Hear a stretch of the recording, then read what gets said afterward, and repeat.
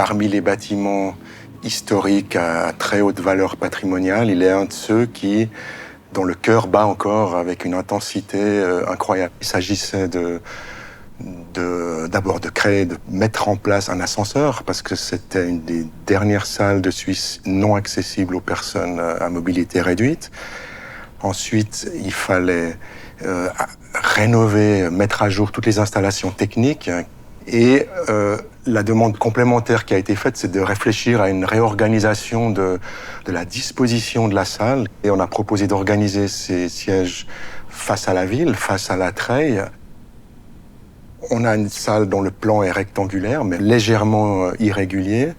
Ensuite, on a l'organisation des sièges qui est un hémicycle, mais plutôt fait de lignes brisées, qui se reproduit en dessus. C'est traduit dans la géométrie de la galerie accessible au public, qui est juste au-dessus. Et ensuite, le volume de la toiture se transforme pour aller rejoindre le faîte du toit, qui lui est une ligne, bien sûr.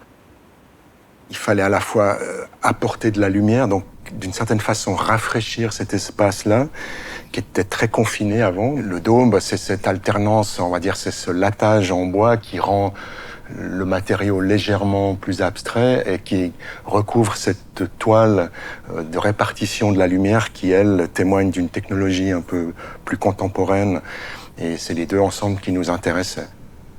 La pierre de Suède, alors, elle est de Suède, c'était pas un a priori, c'est parce qu'à un moment donné, entre les fauteuils qui ont cette tonalité bleue et la pierre verte, ça crée un contrepoint, une sorte de contraste avec la chaleur que devrait exprimer le bois. Tout a été dessiné, les pupitres, les portes, les espaces de rangement.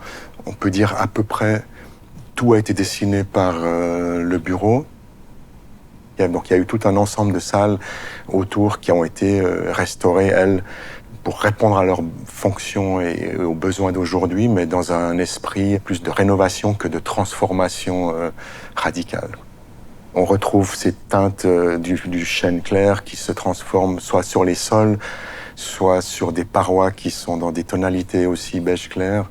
Et l'idée, c'est de garder une atmosphère générale, des touches qui font, en tout cas qui ont été pour nous un sujet d'attention particulier pour qu'on sente une sorte de cohérence, même si ces espaces restent bien différents et très autonomes dans leur caractère et leur histoire propre. Ce que ce projet nous a appris, c'est à comprendre mieux comment on pouvait se positionner, quelle attitude avoir dans un bâtiment qui a une très grande valeur patrimoniale. Et en plus de ça, pour ce bâtiment précis qui est encore, et qui est, après 500 ans, encore le bâtiment où le cœur de la politique genevoise bat quotidiennement.